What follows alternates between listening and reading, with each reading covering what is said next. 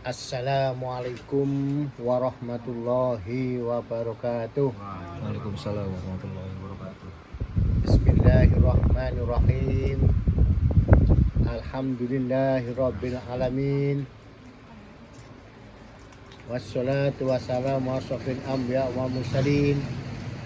Sayyidina wa wana wa habibina sayyidina Muhammadin sallallahu alaihi wasallam wa ala alihi wa sahbihi hadratal muhtaramin wal mukarramin, para alim al ulama alladzina hum warasatul anbiya, yang selalu kita ikuti pada semua jamaah pengajian malam Jumat Kliwon. Yang saya hormati, yang dimuliakan oleh Allah, semua pendengar dan pemirsa pengajian ini yang kami hormati, yang saya hormati dan saya banggakan.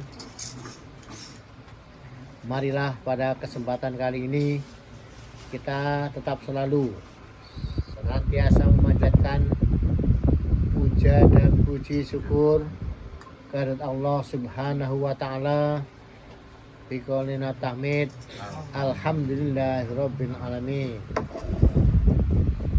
Salatullah wassalamuhu, semoga tetap tercurah kepada junjungan kita Nabi Agung Muhammad sallallahu alaihi wasallam, yang selalu kita harapkan syafaatnya minad dunya hadal akhirah, dan wa insyaallah kita mendapatkan syafaatnya karena kita cinta kepada Nabi Muhammad SAW.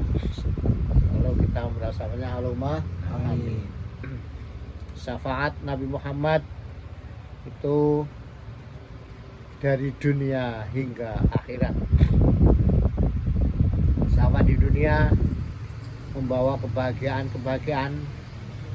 keterangan-keterangan atau cahaya-cahaya, baik cahaya yang kita lihat lewat mata maupun cahaya yang kita lihat lewat pikiran kita jadi terang, dan juga sebagian cahaya hati yang merangkap atau membersamai dengan cahaya Allah yang ada di hati. Ya, karena cahaya Muhammad itu adalah cahaya pembawa keberkahan, pembawa kesenangan untuk dunia dan akhirat, maka sangatlah rugi kalau kita tidak banyak mengucapkan sholawat. Karena sholawatlah yang bisa menyambung antara kita manusia dengan Nur Muhammad, dengan cahaya Muhammad. Bukan semata-mata Nabi Muhammad, tapi Nur Muhammad. Kalau Nur Muhammad, ya kita sambung dengan sholawat pasti nyambung. Tapi kalau Nabi Muhammad yang bersifat fisik, Ahmad, ya secara syariat sudah meninggal. Tapi kalau Nur Muhammad tidak akan pernah hilang sebelum bumi ini hilang, ya, sebelum kiamat besar hilang. Ya, sebelum kiamat terjadi, nah, Nur Muhammad akan tetap selalu mengitari bumi, menerangi manusia-manusia yang beriman dan bertakwa. Maka dari itu sekali lagi banyaklah bersolawat, bersolawatlah dengan ikhlas, dengan aneka solawat. Tapi ingat, jangan solawatan. Bersolawat bukan berarti solawatan. Solawatan itu kebanyakan syair-syair nyanyi atau cerita. Tapi kalau bersolawat itu semata-mata mendoakan Nabi Muhammad dengan mengucapkan ya, menyentuh atau mengikrar Muhammad, Nur Muhammad. Sholawat ada yang pendek, ada yang panjang, tapi yang di sisi Allah itu ya semuanya pokoknya sholawat. Sholawat yang paling murni jelas itu sholawat malaikat. Untuk sholawat yang lain itu sholawat yang dibuat oleh manusia. Manusia membuat sholawat itu sudah mungkin ada kepentingan-kepentingan atau tujuan-tujuan yang khusus. Itu yang di situ menyebabkan banyak perbedaan-perbedaan atau istilahnya terjadi beda tafsir atau beda pandangan. Tapi kalau kita mengambil sholawat yang ada di Quran, shollu ala nabi, itu dalam artian shollu ala nabi Mustafa Muhammad sallallahu alaihi wasallam. Makanya itu yang langsung itu sallallahu ala Muhammad, sallallahu ala Muhammad. Ya Rabbi sholli alaihi wasallim. Ucapan sholawat dengan senang, dengan bangga akan membawa manusia tersebut di dalam rasa bahagia, rasa damai, rasa tenang. Yang disitulah kesehatan yang mahal, sangat mahal harganya, kebahagiaan. Setiap orang memang bahagianya itu beda-beda, tapi kalau rasa bahagia itu sama. Seorang miliarder atau triliuner merasakan bahagia sama saja dengan pemungut sampah yang mungkin menemukan sampah yang banyak atau menemukan barang yang berharga di sampah, itu akan bahagia. Ya, miliarder mungkin sudah mendapatkan uang ratusan miliar, mungkin belum senang. Ya, itu kalau belum senang masih bisa kalah dengan tukang sampah yang mungkin hanya menemukan jam Rolex yang masih hidup di tempat sampah. Karena kalau dilihat harganya jam Rolex hanya berapa, tidak sampai miliaran. Tapi rasa senang sekali itu sama, karena senang itu harusnya perasaan yang diberikan oleh Allah kepada manusia yang mendapatkan berkah atau mendapatkan syafaat ya. Ya, kalau tidak mendapatkan keberkahan ya tidak akan senang. Itu tentang sholawat ya. Nah, kita pada malam hari ini kita akan bahas sekitar bulan puasa kita ya, Lailatul Qadar. Bismillahirrahmanirrahim. Inna anzalnahu fi Lailatul Qadr. Lailatul Qadri khairum min alfi syahr. Tanazzalul malaikatu warruhu fiha bi'izni rabbihim min kulli amr. Salamun hiya hatta matla'il fajr. Yang pokok karena di bulan puasa ini yang paling spesial, paling ya, membawa keberuntungan bagi manusia yang beriman, takwa, itu ketika bisa menjumpai atau menemui malam Lailatul Qadar diisi dengan ibadah.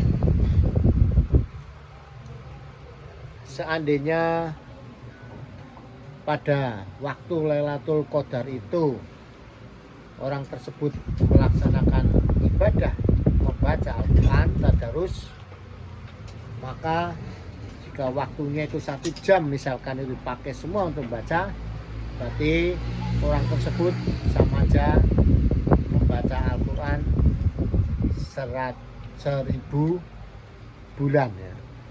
Sama aja membaca Al-Quran selama 84 tahun atau 83 ya. 80 tahun. Yang jelas itu 1000 bulan lebih baik ya, tapi memang untuk mengetahui persisnya waktu Lailatul Qadar itu tidak sembarangan bisa dibuka di orang-orang umum atau orang awam. Itu hanya bisa dijangkau oleh orang-orang yang sudah mencapai tingkat makrifat atau sudah menguasai ilmu hikmah. Kalau belum sampai itu nanti malah bisa salah tafsir. Bukannya senang ketemu dengan Lailatul Qadar untuk beribadah, malah mereka bisa-bisa ketemu malam Lailatul Qadar untuk dijadikan plesetan atau mungkin untuk dijadikan kesombongan, kebanggaan yang semuanya itu jadi jauh dari ajaran agama yang sebenarnya. Jadi ketika kita ketemu dengan Lailatul Qadar, harusnya itu kita beribadah. Beribadahnya apa? Sebaik-baik ibadah memang sholat ya. Selain sholat itu sekali lagi ngaji yang punya narasumber itu ngaji. Kalau baca sendiri namanya tadarus dengan ngaji, jelas pahalanya yang paling tinggi itu ngaji, mengkaji. Kaji itu memang yaitu datang ke kiai atau ke guru ngajinya, karena sesuai dengan hadis-hadis yang sudah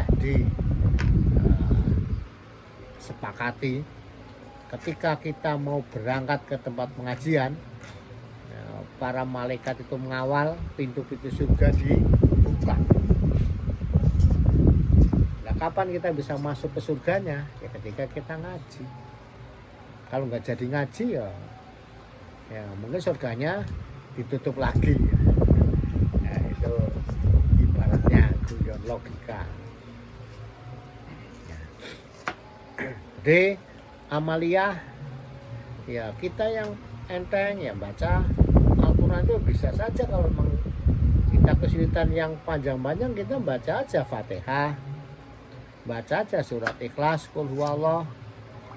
Yang belum bisa banyak tentang Quran ya baca aja Bismillahirrahmanirrahim. Jadi namanya Al-Quran itu adalah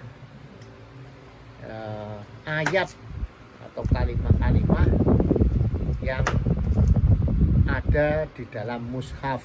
Ketika di dalam mushaf itu namanya kitab Quran ya, tapi kalau Qurannya itu ya lafalnya, ayat-ayatnya atau istilahnya kalimatnya. Kalimat itu akan jadi kalimat manakala diucapkan. Ketika tidak diucapkan ya tidak akan sambung. Oke, di agama yang lain bisa itu katanya itu nulis rajah ya. Rajah itu bisa nyambung. Nah, kalau raja itu nyambung kan kalau dengan makhluk Allah yang lain. Untuk nakut-nakuti vampir misalkan itu dituliskan raja. Nakut-nakuti jin bisa dituliskan ayat misalkan. Tapi kalau untuk Allah itu namanya Quran ya harus diucap di lisan. Yang paling baik di lisan. Kalau di dalam hati itu gimana? Dalam hati ya tergantung itu apa memang dipikir beneran muhasabah apa hanya bohong-bohongan.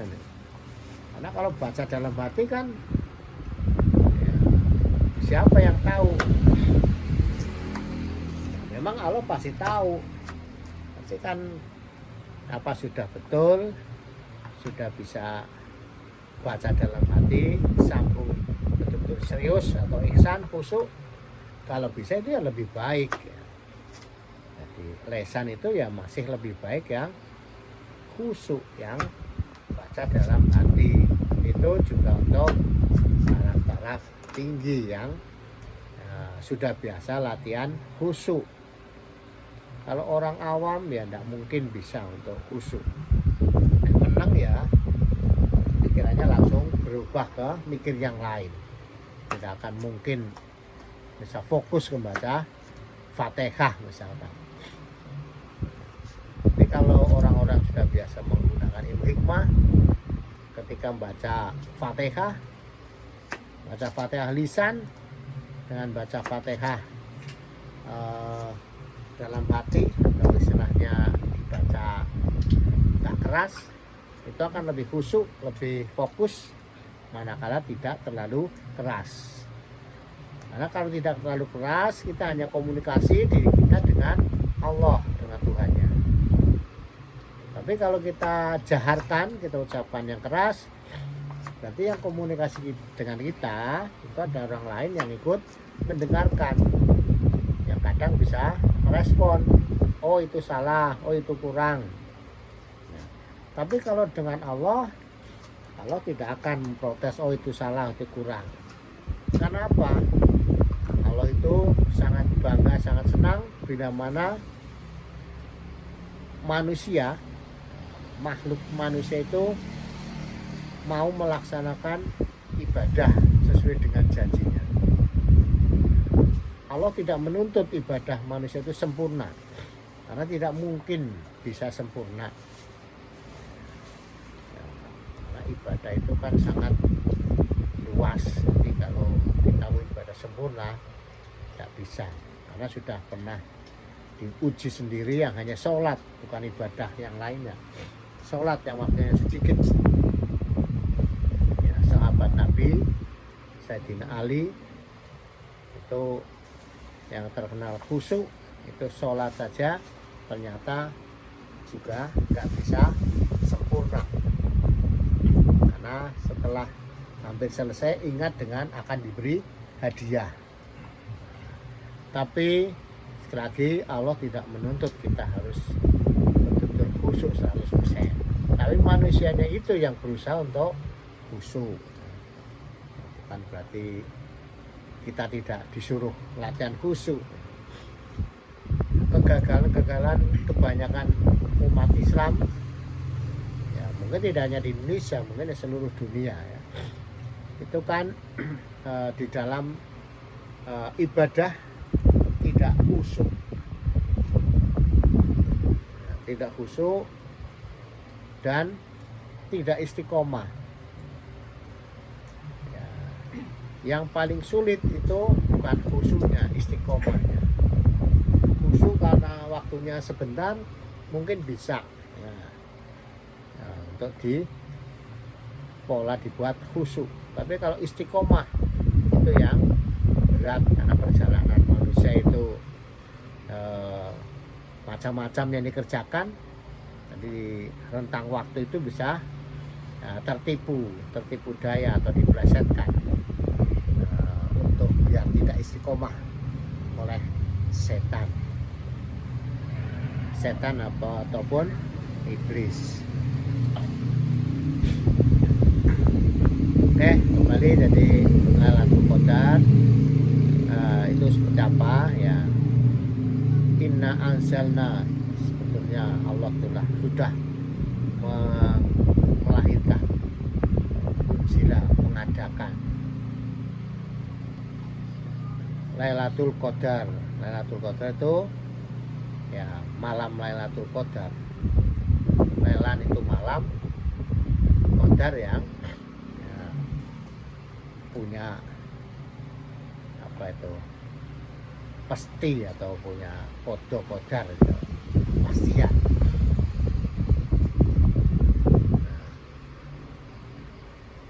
Inna anzalnahu fi Lailatul Qadar. Lailatul Qadri khairum min alfi syahr. Malam Lailatul Qadar itu lebih baik dari bulan. Dari lebih baik manakala kita manfaatkan untuk beribadah. Kalau tidak untuk beribadah, ya itu kerugian. Tapi memang Allah itu tidak membenci umatnya. Kalau kita melakukan kebaikan, itu akan dilipat gandakan kebaikannya. Tapi kalau kita melakukan kesalahan, itu tidak dilipat gandakan kesalahannya.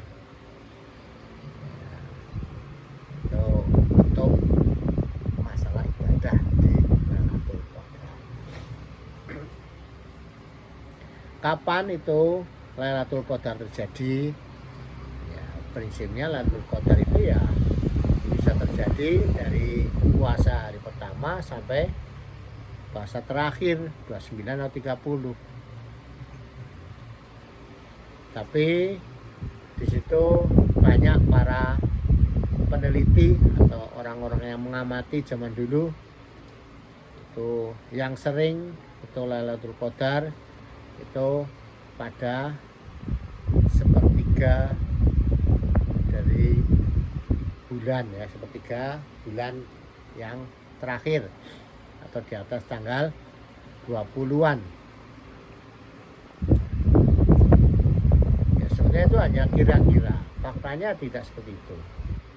Karena yang namanya turunnya Al-Quran saja sesuai dengan riwayat sejarahnya itu kan malam 17 Ramadan. Tapi di situ yang terjadi banyak perdebatan. Itu mungkin untuk yang pertama. Terus untuk ayat-ayat yang lain, ya mungkin ada yang pas malam pertama bulan Ramadan. Nah, itu tidak dirinci secara jelas. Tapi intinya startnya turunnya Al-Quran itu pada bulan Ramadan atau bulan puasa. Nah, itulah di situ yang sebagai alasan jadi adanya Lailatul Qadar. Kalau kita mengamati secara fisik, ciri-ciri dari Lailatul Qadar itu bagaimana? Karena di malam Lailatul Qadar itu para malaikat itu turun. Salamun hiya hatta matangil fajr. Malaikat dan ruh. Nah, ruh itu siapa sih ruh? Ya, ruh itu maksudnya di situ adalah manusia-manusia soleh, ya, atau roh-roh orang-orang baik yang pada turun. Kenapa turun? Ya untuk memberi keberkahan kepada mereka yang sedang melakukan ibadah pada waktu Lailatul Qadar datang. Ya, siapapun yang bisa ketemu dengan Lailatul Qadar pasti mendapatkan perasaan senang, ya, senang yang tidak seperti umumnya. Padahal tidak dapat apa-apa, karena pahalanya tak kelihatan, tapi kan perasaan senang, ya, mungkin bangga, ya, itu akan dirasakan. Itu dari ciri-ciri itu bisa menemukan Lailatul Qadar. Ya, kalau udah bilang menemukan Lailatul Qadar tapi kok rasa hati tidak senang, ya berarti ya salah itu. Hanya kira-kira.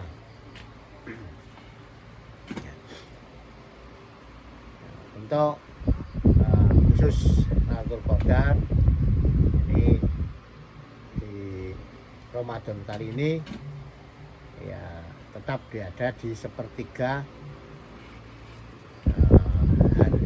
bulan yang terakhir, ya di atas 21 besok. Nah, untuk tepatnya yaitu karena itu tidak boleh dibuka secara umum, ya nanti bisa tanya secara pribadi atau japri, ya.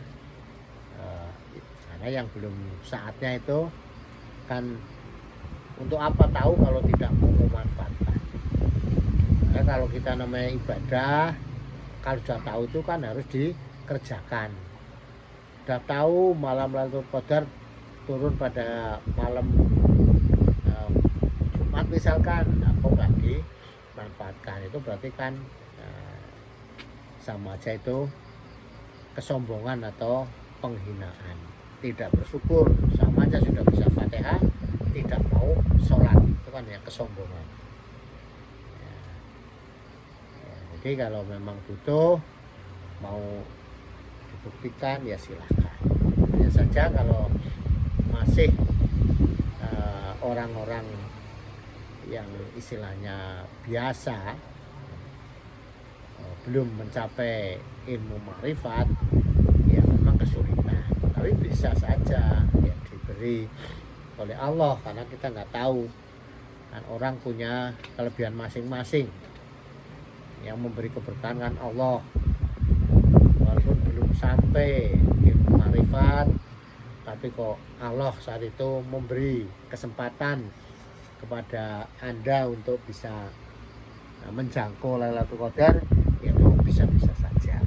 Semua tergantung dengan niatnya.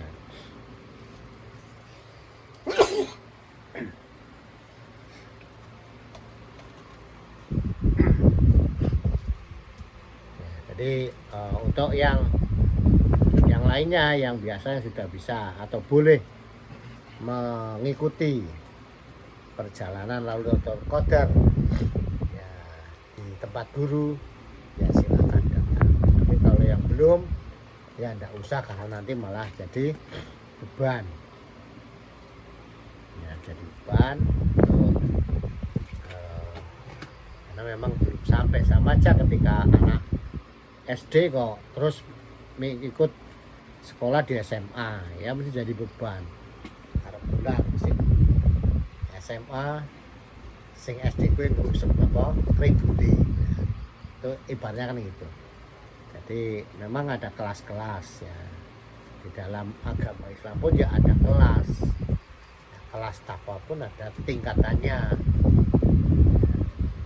Jadi kalau tingkatan yang umum itu dari syariat, ya, belajar tata cara hukum, tata cara ibadah, tata cara wudhu, tata cara sholat, itu namanya syariat. Terus hukum pergaulan, hukum apa, itu namanya tingkat syariat. Ibarat ya, ini semangka, kalau syariat itu kulitnya ya kulitnya kan tipis, ini syariat. Ada gunanya, tapi gunanya sedikit. Nah, terus kalau sudah naik ke torikot, ini barunya sudah masuk ke kulit yang agak dalam. Torikot sudah menemukan jalan, sudah hampir mencapai rasa manisnya. Ya. Manis itu di mana? Di hakikat. Ya, hakikatnya dan ma'rifat itu. Ibarat semangka paling manis itu paling di dalam, itu istilahnya ma'rifat. Orang Islam kalau sudah mencapai ilmu ma'rifat, pasti itu akan merasakan senangnya menjalankan ibadah Islam. Tapi kalau masih syariat ya kadang kebentur-bentur rajak,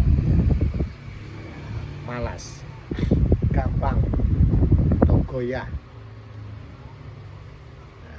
Nah, siapa yang menggoyahkan? Ya jelas ada yang menggoyahkan, itu yang utama itu setan. Padahal usaha setan sangat mudah, hanya cukup dengan lafal Allah. Bisa kita ucapkan subhanallah, alhamdulillah, la ilaha illallah, bismillah dan sebagainya. Tapi kan kadang kan seperti itu juga malas atau berat. Nah, itu untuk kalangan yang masih syariat.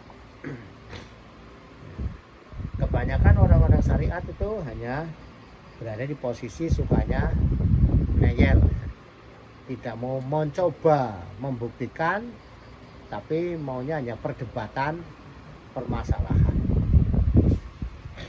Ya, itu yang dibahas itu hanya ribut tok, tapi tidak mau mencoba membuktikan, karena sudah jelas ayat Al-Quran, ajaran Islam itu sangat benar, tidak ada yang membohongi.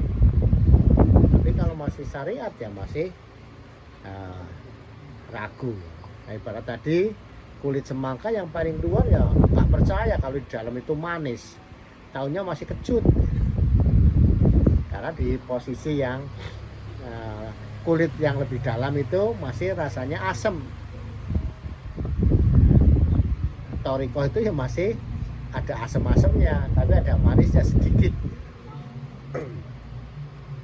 Nah, itu kalau sudah mencapai marifat itu memang orang itu akan merasakan senangnya ibadah. Apa bisa orang itu selalu dalam keadaan marifat terus? Ya tidak bisa, karena namanya Islam, iman itu bisa walaya hidu walaya busuk. Imannya manusia itu kadang tambah kadang kurang. Kalau tidak pernah kurang ya itu hebat, itu namanya nabi. Yang ajak imannya malaikat, yang selalu kurang imannya setan. Manusia soleh bisa saja jadi manusia salah ya. Jadi tidak selalu manusia soleh itu jadi orang soleh terus, tidak mesti orang jahat itu jadi orang jahat terus, karena sekali lagi ada sentuhan usaha manusia dan Allah itu memberi hidayah. Untuk dapat hidayah, untuk cahaya Allah, ya orang itu harus berusaha untuk mendapatkan cahaya dari Allah. Kalau nggak berusaha ya nggak akan dapat cahaya, karena ditutup oleh setan yang berhamburan ya. Itu memang di dalam ajaran Islam itu begitu. Jadi yang ganggu manusia ya pertama itu setan itu bukan berarti hantu. Kalau hantu itu sudah jenis jin, iblis, jin jahat, sudah punya raga. Kalau setan itu belum punya raga, hanya cahaya. Setan itu sama dengan tarafnya sama dengan bidadari, sama dengan malaikat. Nah, seandainya dia itu nampak ke mata manusia, itu dia itu pasti minjam raga.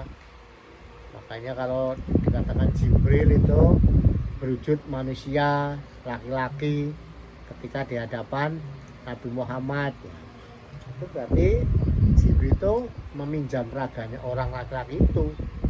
Minjam dari mana? Ya itu urusannya malaikat, karena dia bisa minjam dari manapun, karena dia minta kepada Allah langsung diizinkan. Ya, kalau kita manusia pun juga bisa minjam raganya orang. Contohnya itu kuda lumping gitu, misalkan itu kesurupannya itu kok yang nyurupi seperti orang, ya itu ya memang orang yang mati nasar masuk ke raganya orang yang masih hidup.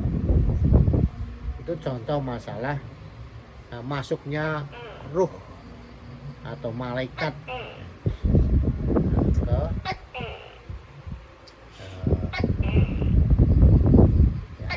kenalkan dulu, ini ada tekek setan lewat.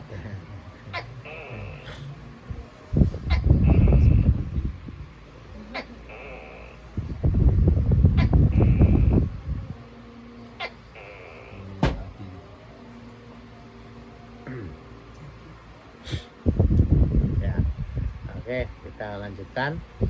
Jadi tadi untuk malaikat, setan, bidadari itu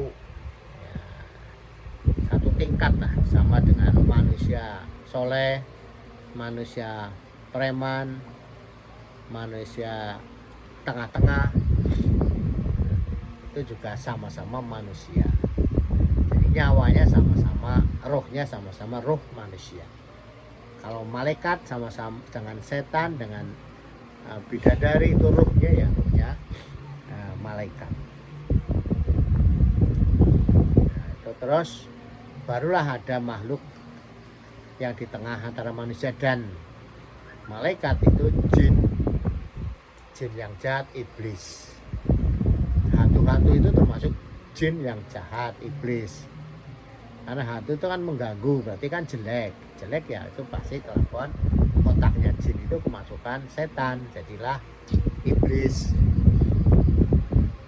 Otaknya orang kemasukan setan, jadi bajingan ya. Jadi orang jahat itu kalau otak manusia kemasukan setan. Semua orang yang melanggar hukum kebaikan dari agama Islam itu di otak orang tersebut dikendalikan atau dimasuki oleh setan. Tapi semua kebaikan yang dilakukan oleh orang, jadi orang soleh, itu karena di otak orang tersebut dimasuki malaikat atau dikendalikan oleh malaikat. Nah, manusia ini seperti apa? Manusia sekali lagi ini adalah bagaikan bangkai hidup. Masya Allah, la quwata illa billah. Allah kita tidak punya kekuatan apapun kecuali dari Allah. Ini tadi waruhu fiha bi'inni rabbihim min kulli amr. Para ruh itu turun. Kulli amr. Salamun hiyat hatta matangin fajr, memberi keselamatan, memberi kesenangan hingga fajar turun. Jadi logikanya batasnya itu ya sampai sebelum subuh, fajar sani. Karena fajar itu ada fajar ula, fajar sani. Fajar ula itu sekitar jam 1 malam. Fajar sani ya sekitar jam setengah 4 atau jam 3. Itu kalau kita yang biasa ikut mengamati Lailatul Qadar, pasti waktunya ya sekitar itu. Mepet mau subuh juga pernah. Jadi masih malam juga pernah. Tapi kalau belum jam 12 kayaknya belum pernah mungkin ya. Sudah pernah belum kan? Belum ya. Tahun ini kan. Ya itu yang sudah ikut mengamati lebih dari 5 kali kan. Ya, ciri-ciri ketika Lailatul Qadar datang itu anginnya tidak berembus. Semua makhluk itu hening. Kalau di luar tidak ada kelelawar itu terbang atau burung-burung malam berkeliaran. Tidak ada binatang yang berkeliaran. Jangkrik-jangkrik pun pada diam atau tenang. Itu intinya, yaitu malam apa keadaan situasi malam yang sangat menyenangkan. Walaupun harusnya itu malam itu dingin, tapi ketika Lailatul Qadar datang tiba, manusia itu tidak akan merasakan kedinginan dan juga tidak akan merasakan kepanasan. Udaranya sangat nyaman. Memang waktunya tidak lama, paling ya sekitar 1 jam, kadang kurang dari 1 jam. Nunggunya yang kita harus lama. Ketika kita membuktikan Lailatul Qadar, ya ketika nunggu kita harus sambil baca ayat Al-Quran, baca Fatihah, baca sholawat, baca apa ya. Yang baik ya sekali lagi ya membaca Fatihah, membaca ayat-ayat dari Al-Quran. Nanti kalau pas sudah tahu pas Lailatul Qadarnya, misalkan bisa langsung menjalankan sholat. Sholat mutlak juga boleh. Sholat Lailatul Qadar. Sholat sunnah tasbih juga baik. Sholat sunnah apa yang masih mungkin dikerjakan ya bisa. Yang sangat mungkin dikerjakan itu kan sholat tasbih, apapun ya, bisa. Ya mungkin itu dari rakaat fajr. Intinya ketika ketemu dengan bulan puasa, intinya kita lakukan ibadah yang serius. Kalau memang bisa full atau istiqomah ya, selama bulan puasa ya, menjalankan ya, sholat malam selain tarawih itu tahajud istikharah hajat penuh selama 1 bulan laki-laki. Kalau bagi perempuan ya nanti kalau datang bulan ketika nyarutang ya harus jalani sholat malamnya. Itu manusia itu minta apa kepada Allah pasti dikabulkan. Pasti dikabulkan dengan mudah. Itu kalau bisa penuh. Ya, itu buktinya apa? Ya dicoba dilakukan sendiri, dibuktikan. Kalau saya mengerjakan itu sudah membuktikannya. Saya membuktikan sudah sejak saya masih bujangan ya, masih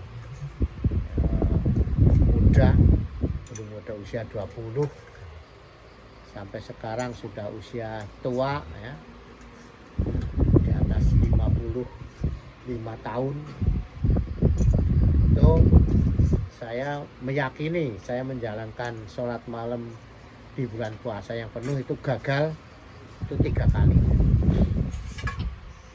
Walaupun gagal pun itu sebenarnya apa yang diniatkan itu dikabulkan.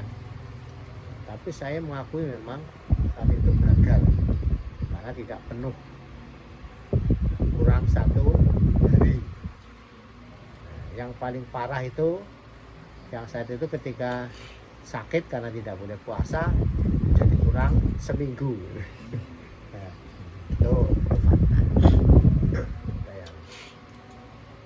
Nah, itu tapi apa yang diinginkan itu dikabulkan. Yang diinginkan apa? Ketika kita punya hajat lagi menjalankan sebelum dikabulkan ya jangan diceritakan. Diam untuk dirinya sendiri dengan Tuhannya. Boleh ceritakan kalau sudah selesai, sudah dikabulkan. Kalau belum ya jangan diceritakan, simpen rapat-rapat. Hanya kita batinnya kepada Allah.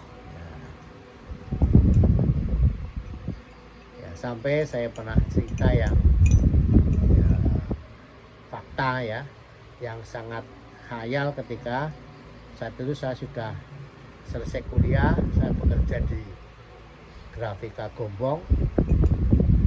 Tidak ada yang mau diminta, soalnya itu semuanya sudah komplit, bingung mau minta apa gitu. Karena sudah dulu sudah kerja, sudah rasanya itu nggak ada yang kurang. Nah, itu saya mencoba minta yang aneh. Yang aneh itu minta uang kepada Allah, minta uang yang banyak, hanya minta uang yang banyak. Ya, ternyata betul sebelum Lebaran itu terjadi, datang kurang 1 hari atau kurang 2 hari lah, saya lupa persisnya karena sudah lama, tahun 80-an 86 atau 87 itu saya mendapatkan uang 1 dompet yang penuh. Saat itu masih uangnya paling tinggi 20 ribuan. Gaji pegawai saat itu tidak mencapai 50 ribu. Itu saya dapat uang 20-an ribu itu sebanyak berapa itu, lebih dari 200 lembar atau 200 lembar. Nah, kan 2 lembar itu sama aja gajinya pegawai sebulan. Itu betul-betul pernah saya alami. Jadi makanya saya mengatakan itu fakta, bukan khayalan. Nah, itu manakala kita percaya dengan Allah, kita percaya dengan Al-Quran, tidak akan ada Al-Quran yang membohongi manusia. Hanya manusia saja yang suka membohongi dirinya dan membohongi orang lain. Al-Quran tidak akan bohong. Kok membohongi dirinya? Maksudnya apa? Sudah tahu tidak mau mengerjakan, itu berarti membohongi dirinya sendiri. Itu paling parah, jadi kan membuang kesempatan waktu. Karena waktu ketika sudah dilewati tidak mungkin kembali. Nah, kalau kita dibohongi oleh diri kita sendiri, akhirnya kita ya mendapatkan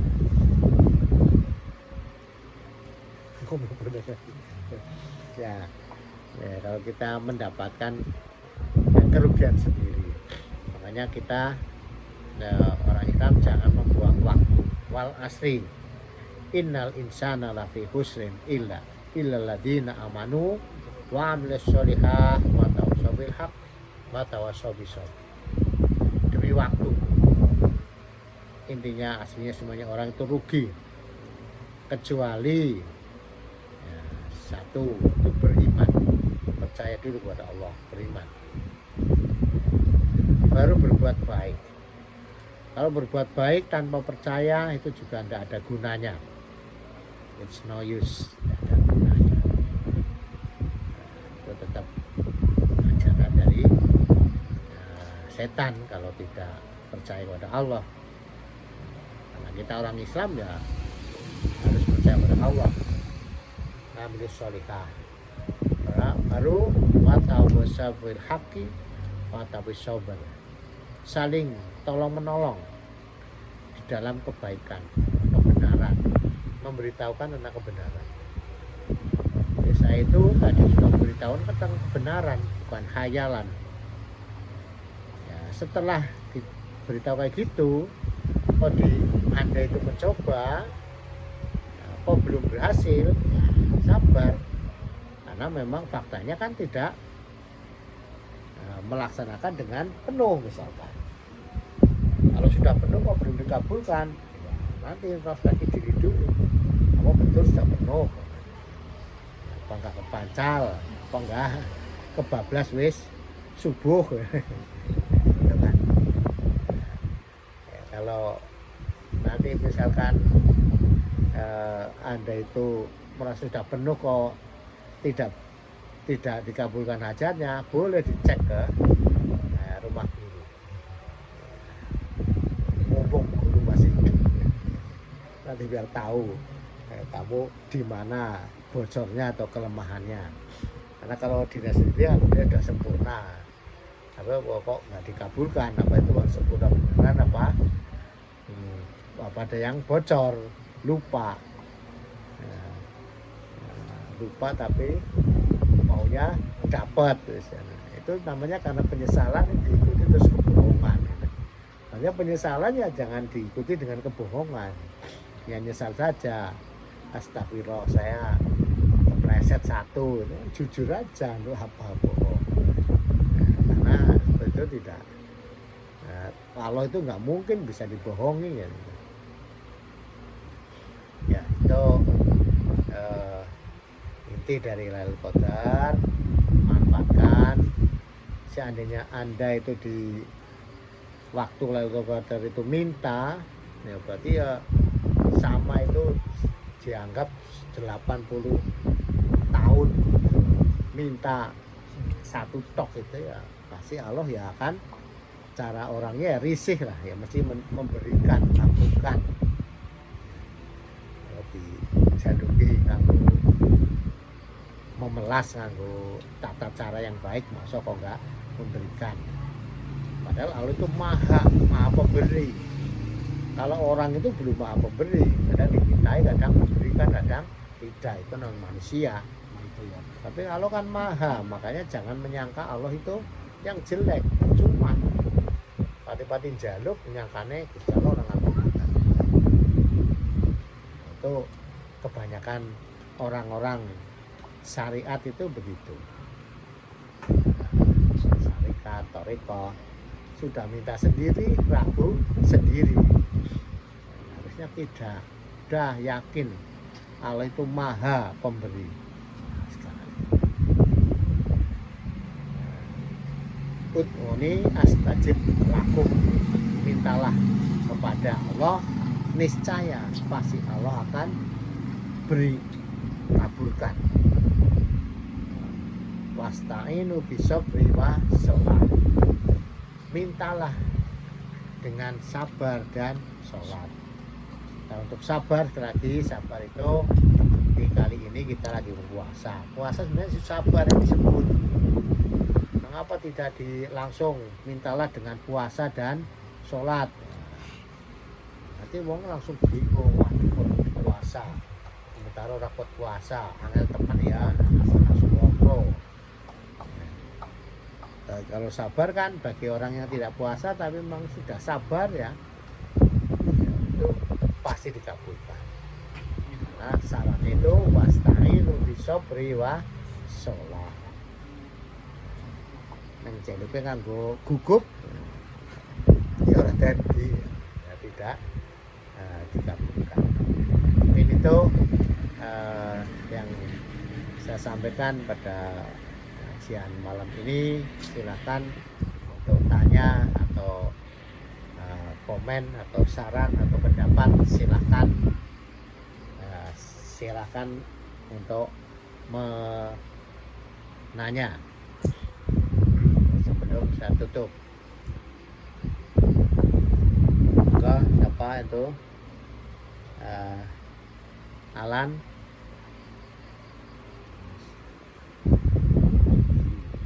Bayu,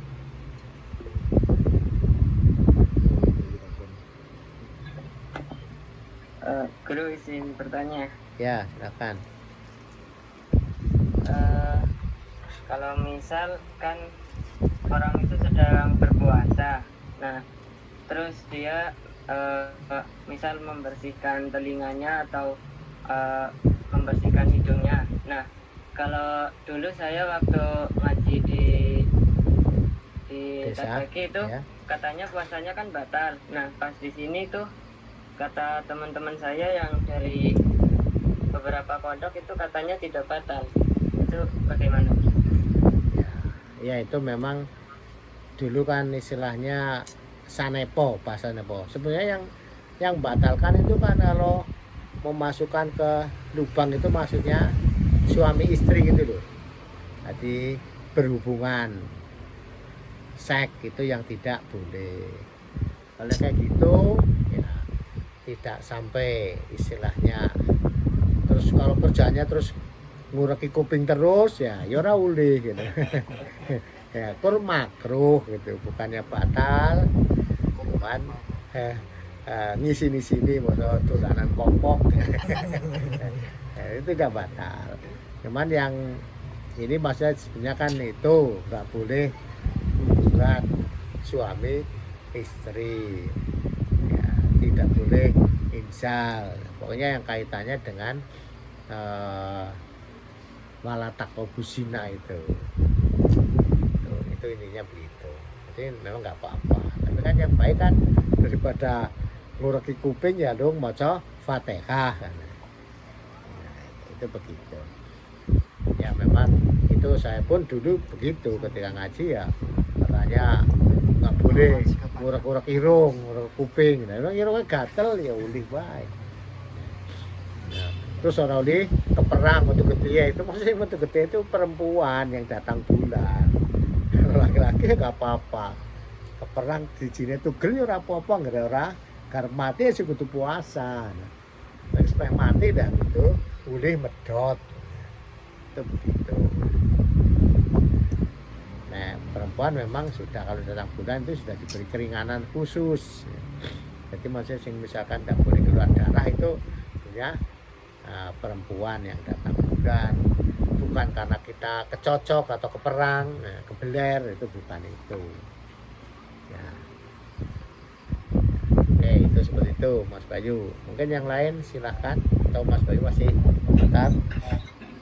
Kalau misal kayak tadi keperang gitu kan, sampai darahnya keluar. Misal dikasih betadin atau apa itu, nanti kan betadin itu masuk ke aliran darah, jadi kayak apa ya, kayak obat-obatnya itu masuk ke aliran darah gitu, apa juga membatalkan puasa?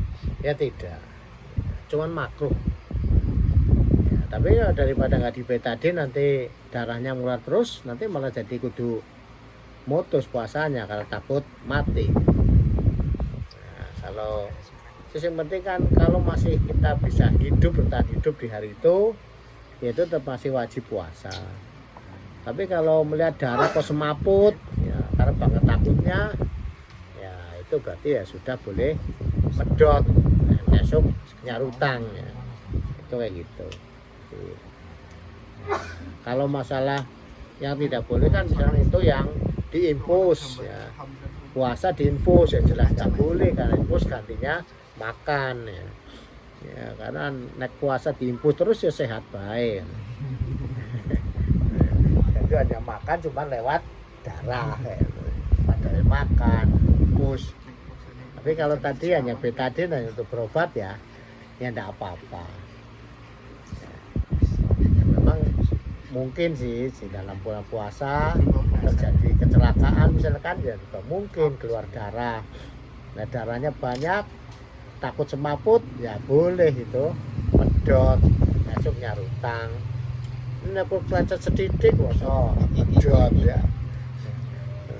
Ini Mas Irfan di tahun ini itu kecelakaan itu semaput gitu. Akhirnya medot ya. Ya itu boleh karena semalam takut nggak kuat ya, istilahnya bisa mati ya, cara logika orang biasa itu kan logikanya marifat lah. Marifat ya mati ngerti kapan ya rasa dipikir. Itu kan logika syariat, karena puasa itu juga syariat ya sesuai dengan kaidah-kaidah aturan-aturan yang sudah disepakati, itu jenis syariat. Orang-orang syariat ya orang-orang yang baru mengikuti pedoman-pedoman yang orang pada umumnya. Ya mungkin ada yang lain, monggo Bayu atau siapa? Cintanya. Ya silakan. Izin bertanya guru, ada teman saya puasa tapi tidak sholat, gimana itu guru? Ya puasa kok tidak sholat, ya itu puasanya puasa Ramadan atau puasa Jawa ya dilihat dulu. Kalau saya langsung melihat secara Islam, kalau secara Islam ya nggak boleh. Secara Islam kalau orang puasa ya harusnya syahadat juga sudah pernah dilakukan, terus sholat ya. Sholat terus ya, zakat, puasa ya. Zakat sih nanti keri-kerian ya, nanti belakangan kalau sudah punya harta. Nah, tapi kalau itu misalkan puasa kok tidak sholat, ya itu mungkin bukan orang Islam, mungkin hanya KTP-nya aja Islam, tapi dia mungkin kejawen atau dia agama Kristen, kan ada juga puasa. Kalau orang Kristen katanya itu yang ngasih itu puasa itu 40 hari 40 malam, siangnya tidak makan, malamnya tidak tidur, ning makan ya, itu. Jadi kalau secara Islam, syariat Islam ya orang puasa ya harus sholat ya, kalau nggak sholat ya paling puasanya pun bohong. Wong yang pokok sholat yang utama aja dibohongi, apalagi hanya puasa kan lebih berat daripada sholat yang enteng aja nggak mau ya, membohongi siapa? Dirinya sendiri, bukan bohongi orang lain ya, puasanya pun paling membohongi dirinya sendiri, hanya di depan orang lain bilang puasa tapi di belakang dia itu tidak puasa alias makan biasa. Nah, itu variasi atau istilahnya orang itu kan banyak kebohongannya kalau bukan orang-orang soleh ya. Orang soleh aja masih bisa bohong, apalagi orang-orang salah, jadi banyak bohongnya. Itu begitu ya, boleh apa tidak? Ya tergantung, kalau agamanya bukan Islam ya boleh-boleh saja. Nah kalau dia bilang Islam ya pasti dia kalau puasa pasti sholat, karena enteng sholat timbang puasa. Ya, siapa bilang yang enteng puasa timbang sholat? Coba apa ada? Saya tanya. Ya, itu enggak ada. Mungkin yang lain ya silahkan, atau mungkin belum paham boleh tanya lagi, santai aja kita diskusi. Oke, terima kasih guru. Izin tanya, Ya kan. kalau kita sebagai orang Islam kan diwajibkan zakat. Zakat ada yang nol, ada yang zakat fitrah. Kalau sesuai yang ngendikan guru kan, kalau zakat fitrah itu sebenarnya bukan 2,5 kilogram beras ya guru ya, tapi dari apa yang kita makan yang paling mahal gitu ya guru ya. Ya. Terus sama yang kalau zakat nol itu zakat harta benda mungkin ya guru ya. Yang Terus mengendap. kalau kita misal Ya, harta benda yang kalau mengendap. kita niatnya sedekah gitu bro, sedekah ke orang itu apakah sudah termasuk zakat nol atau gitu bro? Apa sih? Ya, terima kasih. Ya zakat itu untuk orang itu zakat fitrah itu punya wajib fardu ain. Ya, itu karena zakat fitrah itu ibaratnya untuk mensucikan diri manusia itu yang setelah puasa. Nah, itu biar sudah sabar terus ikhlas. Ikhlasnya buktinya mengeluarkan hartanya. Wis diperes tenagane wektune isi kon ngetokno duite. Nah, untuk zakat fitrah itu kan juga mengeluarkan sama aja bodone lah ya, uangnya. Nah, itu kalau aslinya itu membuat orang lain itu bahagia pada hari lebaran. Pokoknya pada hari lebaran itu orang lain pun ikut nganggur atau tidak bekerja satu hari tapi masih bisa makan. Itu yang paling dasar itu. Lah terus makan itu kan standarnya diri kita, jangan standarnya orang kere yang mengais-ngais sampah atau yang minta-minta. Ya diri kita, manakala kita sudah makannya aja sehari bisa habis 5 juta misalkan di restoran hotel bintang 5, masa kok zakat fitrahnya cuman 2,5 kilo beras rojo lele, belum imbang. Nah itu standarnya ya kebiasaan kita atau kita yang maksimal ya bisa kita lakukan atau kita lakukan untuk makan sehari itu berapa, itu paling utama. Ini kalau seperti tadi misalkan 2,5 kilo ya cukup, tapi jenenge pelit ya, itu masih membohongi dirinya sendiri. Ya cukupnya hanya apa? Ya sudah menggugurkan kewajiban, tapi pahalanya mungkin kosong. Jadi urung fitrah, urung suci. Itu lagi ya wis bisa melewati, tapi belum bisa berjalan berikutnya.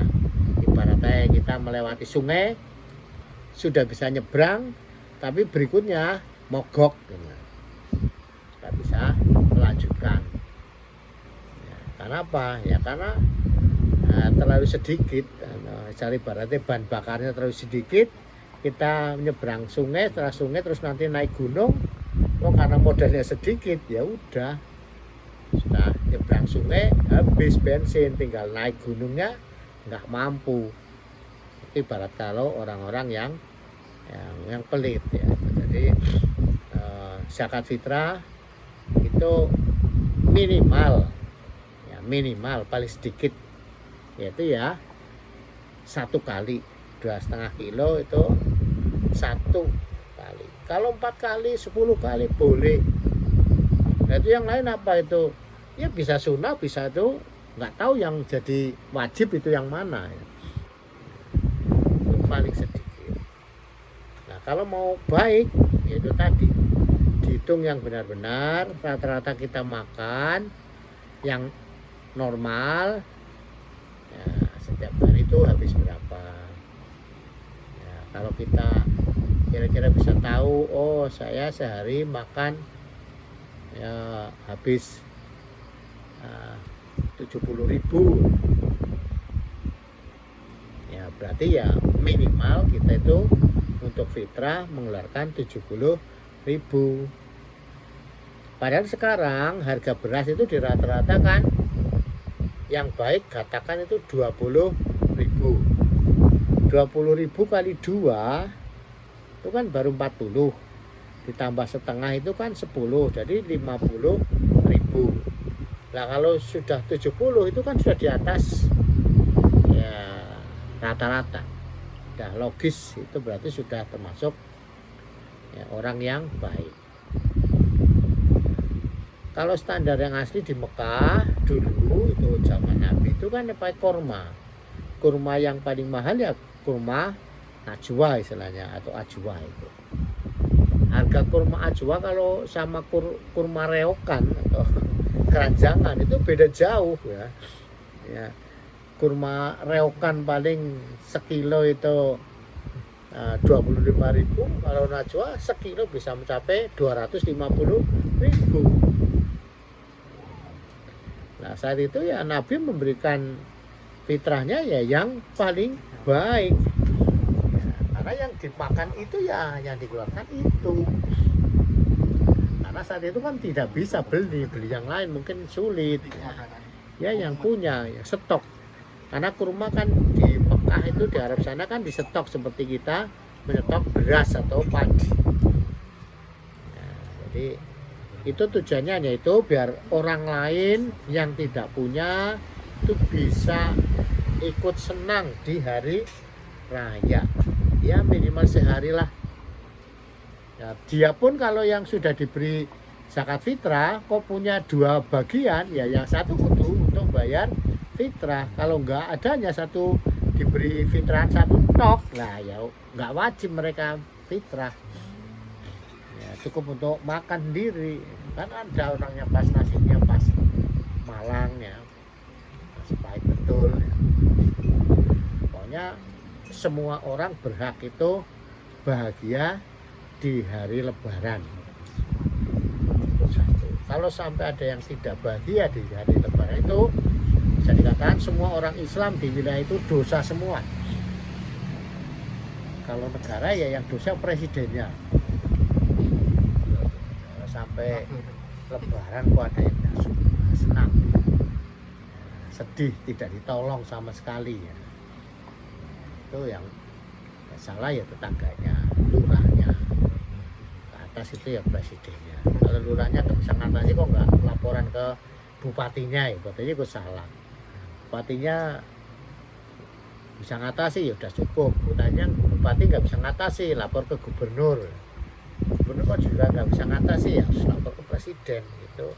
Pokoknya intinya semua umat Islam pada hari lebaran harus senang sedino ya.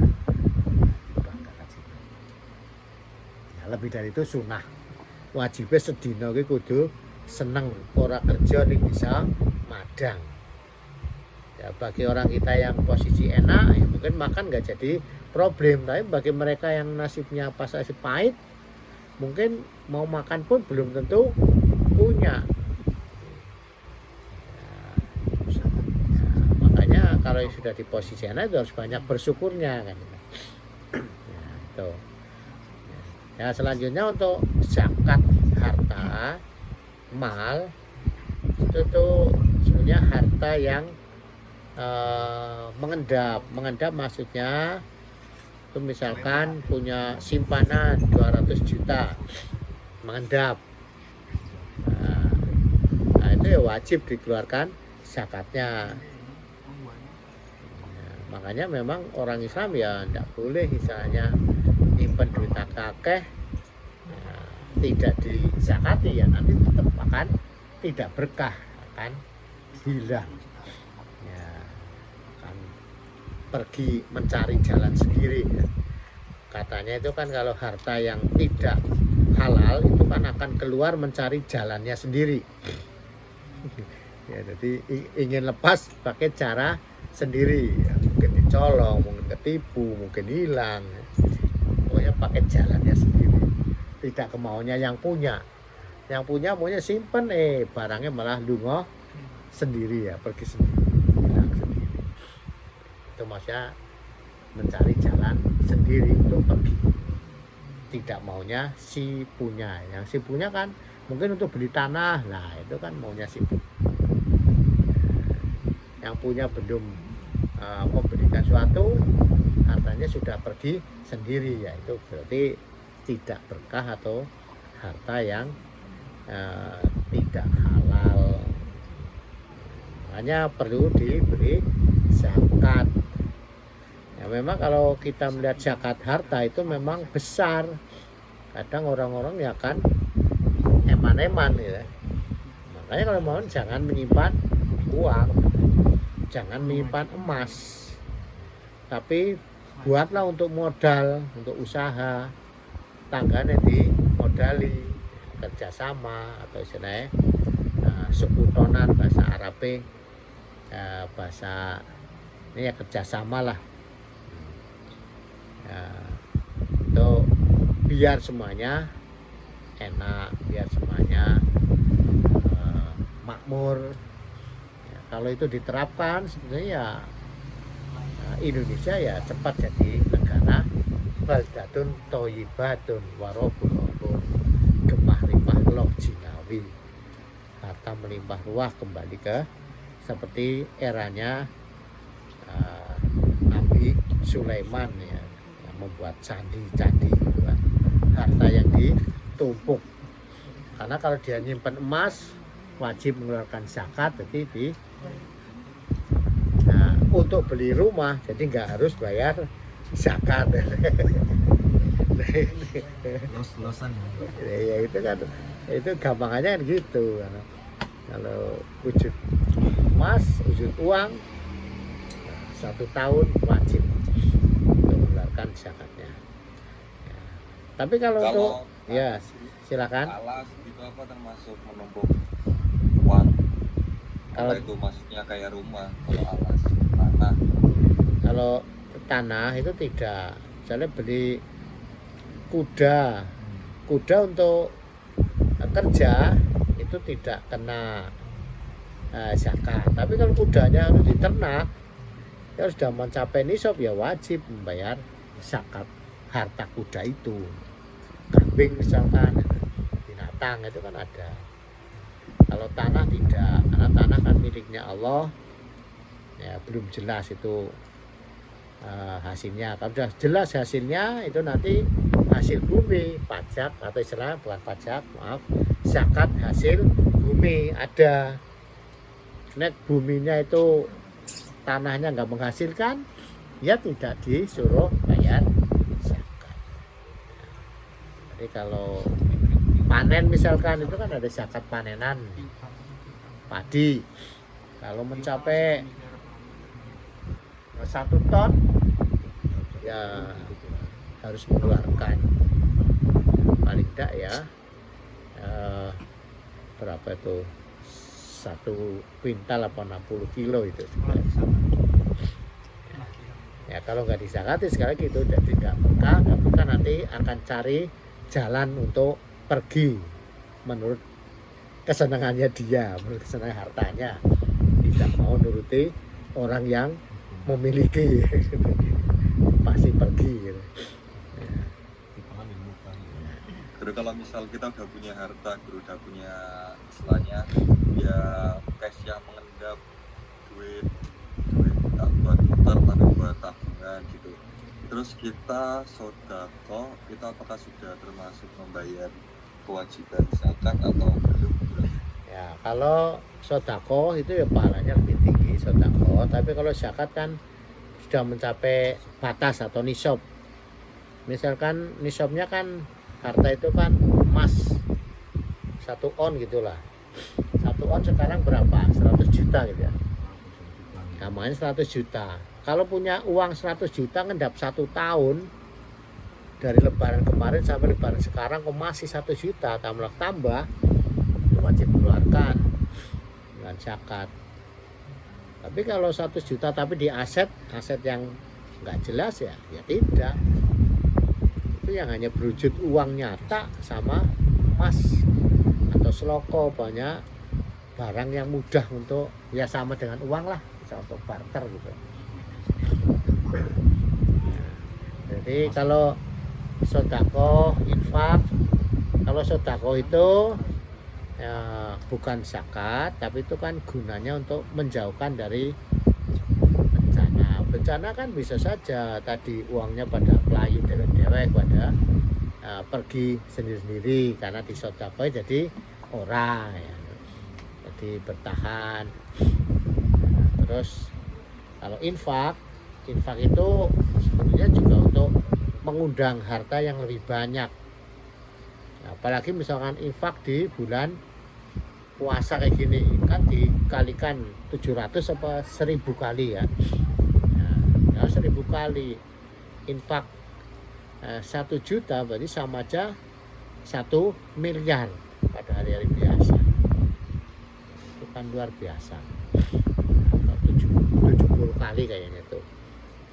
Bukan 1000, kalau 1000 itu kalau ibadah di Masjidil Haram, itu 1000 kali.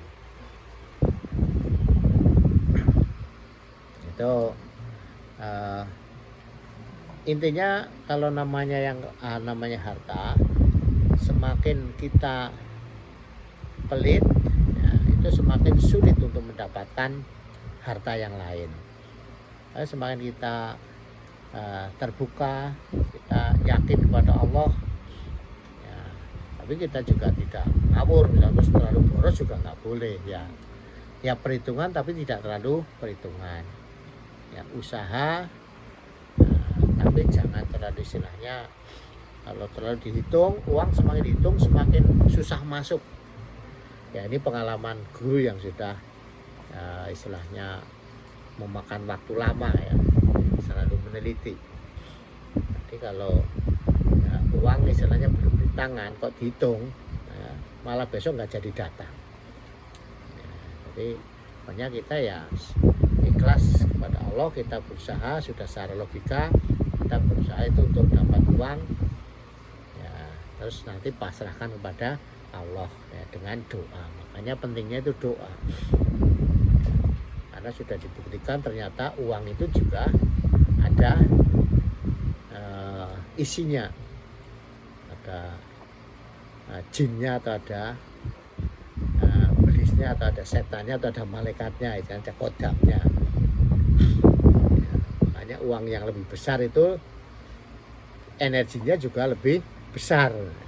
Sudah pernah dibuktikan itu kan, uang ratusan ribu akan mengeluarkan energi lebih dasar daripada uang yang 10 ribuan. Nah, itu berarti yang semua punya energi, berarti di situ ada makhluknya Allah. Nah, terutama makhluk kan yang mengeluarkan energi jelas itu kan malaikat, setan ya, bidadari.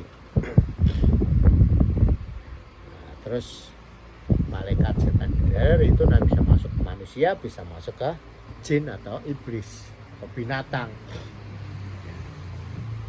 ya. Jadi cara gampangannya gini, ketika kita punya uang ya, itu ada yang disodakokan, nanti yang disodakokan itu akan giring uang-uang dari luar untuk merapat ke temannya yang masih disimpan.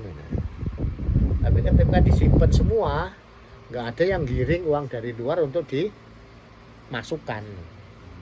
Jadi yang keluar itu yang ibaratnya yang jadi ngubrak-ngubrak kan jopo kan melebu. Tapi kalau semua di dalam ya nggak ada yang giring, ibaratnya pitik pada keliaran yang jabor dan nasi giring ya ucul kabeh lang kabeh. Tapi kalau ada ayam satu sing dijulna bisa giring liyane mlebu, nah ya mlebu kabeh. Ya saya nuduhi pangan gitu. Istilahnya kan pokoknya ibarat magnet begitu. Jadi sing keluar itu justru akan menarik teman-teman yang di luar untuk masuk. Itu caranya infak. Nah, infak itu di situ untuk kegiatan peribadatan atau fasilitas peribadatan. Ya, pokoknya ya bisa saja misalnya seperti ini untuk pengajian kan butuh Quran, untuk laptop apa itu juga bisa infak itu untuk seperti itu. Makanya ya kalau di masjid misalkan ya bisa untuk ya pembangunan, untuk katakan bayar mubalek gitu ya, boleh itu infak. Tapi kan setelah dimasukkan nggak usah dipikir nanti di masjid itu apa. Yang penting ketika Anda sudah berinfak, percaya saja nanti uang yang sudah keluarkan itu akan menggiring uang dari luar untuk masuk ke kantong Anda gitu. Nah, karena di sana yang keluar itu akan mencari teman untuk ngumpulakan ya, untuk memasukkan ke teman-teman yang tadi yang masih ditinggal. Nanti sing keluar itu malah aktif ya, mencarikan teman. Tapi kalau di dalam semua dihukum ya nggak dapat apa-apa. Itu cara logika berpikir matematisnya seperti itu. Oke, silakan. Mungkin ada yang masih bingung, tanyakan lagi. Nah, tapi kalau buat bisnis itu harusnya itu basic berapa? Jadi lah los-losan kayak buat biaya sehari-hari. Ya kalau namanya bisnis ya dihitung aja seperti biasa bisnis. Itu bisnis kan itu nanti kalau belum jelas hasilnya ya tidak wajib zakat. Ini kalau yang namanya sodako ya tetap infak ya, infak sodako ya walaupun sedikit harus keluarkan karena untuk menjaga. Ya, tadi untuk sodakohnya itu kan untuk menjaga biar yang ada itu berkah. Berkah itu ya tadi dilala bu dagang lancar misalkan itu kan berkah. Nah terus yang infak yaitu biar uang-uang yang pada datang masuk itu bisa diwadahi orang ujul mening. Nah nanti usulnya kita yang keluarkan untuk infak lagi dan ngundang sekojat bambu masuk lagi gitu deh. Jadi numpuk akhirnya. Logikanya begitu. Tapi tanpa kita mengeluarkan infak ya harta yang di dalam ya segitu-gitu aja, nggak cepat tambah. Ketika kita mengeluarkan, yang mengeluarkan mau berapa? Ya dia mati sendiri. Wah, aku nek pakaian ya eman-eman. Ya jangan banyak dulu sih. Penting ikhlas masalahnya sih. Nanti kok terus kan hatinya lama-lama kan kebuka sendiri. Nah, kan aku kepengen ngene ya, ini itu kan udah keyakinan. Ya, saya kepengen biar bisnisnya bulan ini dapat omset sekian puluh juta ya sana infak sekian itu ya nanti kan akan diberi petunjuk oleh Allah. Petunjuknya lewat mana? Yaitu ketika menjalankan sholat istikharah atau banyak baca Fatihah. Petunjuknya tidak kok langsung malaikat yang ngomongnya lewat otak kita berpikir logis gitu loh. Kita berpikir logis itu juga sudah petunjuk dari Allah lewat malaikat. Jadi bukan kok langsung malaikat jedul gitu ya nanti malah bingung. Nah itu kita tetap petunjuknya kita menimbang di otak kita mikir nah, ini makan dulu apa tidak ya misalnya itu juga itu butuh istikharah. Ini cabai mau dimakan apa tidak ya itu juga butuh petunjuk. Tanpa petunjuk yang benar ya seperti cabai pedas sih makan akhirnya mencret ya. Itu kalau tidak dapat petunjuk yang baik dari Allah. Ini mendapat petunjuk ya dilalah ya seolah-olah. Sama misalkan dalam bisnis. Ini saya mau pulangkan ini mau saya beli apa tidak ya. Kalau nggak dapat petunjuk yang baik dari Allah, kudunya ora dituku malah dituku. Yang seharusnya tidak dibeli yang seharusnya dibeli malah tidak dibeli. Itu kalau misalkan tidak dapat petunjuk yang baik. Tapi karena tadi misalkan sudah menjalankan sedekah, infak, itu kan nanti dapat petunjuk. Ya, dilalah apa yang kita pikirkan, kita lakukan tuh pas atau tepat sesuai rencana.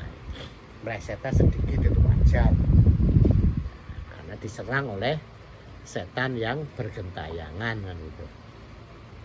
Ya, oke, itu begitu Mas Adi. Ya, silahkan kalau yang belum jelas boleh ditanyakan, dan yang lain silahkan menanyakan apapun. Tanya lagi. Ya, Berarti tadi intinya kalau buat sehari-hari adalah harus dicatat. Tapi kalau buat bisnis baiknya tetap dicatat ya Guru ya. iya, Sama tanya lagi, ini kan saya udah nempatin, udah kos, udah sama, udah rumahnya Mas Alan yang di Semarang, udah saya kontrak gitu terus 10 juta setahun. Itu apakah harus ada caranya kayak syukuran, makan-makan terus doain atau gimana gitu? Soalnya dulu sama Mas Alan udah pernah didoain sih Guru bareng-bareng gitu sama teman-teman. ya didoain itu ya baik, tapi kan ya itu tadi kalau misalkan undang teman-teman makan-makan itu kan sedekah. Sedekah itu menjauhkan dari bencana, itu ya baik, tapi kan tidak wajib. Jadi kalau memang bisa ya itu baik gitu. Tapi kalau nggak bisa ya didoain sendiri. Ya, kalau yang baik ya sebenarnya ya didoain sendiri, terus nanti sedekah kemana. Ya, kalau bisa kan ya istilahnya sudah tahu caranya. Itu sedekah yang paling baik ya kalau bisa nemu ya anak yatim piatu yang soleh ya, kalau nggak nemu ya anak yatim yang soleh. Kalau nggak nemu anak yatim yang soleh ya anak piatu yang soleh. Yatim piatu soleh nggak ada ya anak soleh. Anak soleh itu ya orang tuanya masih. Nah, itu kan cara ibaratnya menyeleksi. Kalau nggak ada ya yang ada, tapi kan masih banyak orang-orang soleh yang butuh sedekah, terutama yang di ya, pondok-pondok pesantren. Itu cara memanggil ya istilahnya rezeki berikutnya. Itu Nikmat tuh Guru. ya. Oke, monggo yang lain sudah cukup.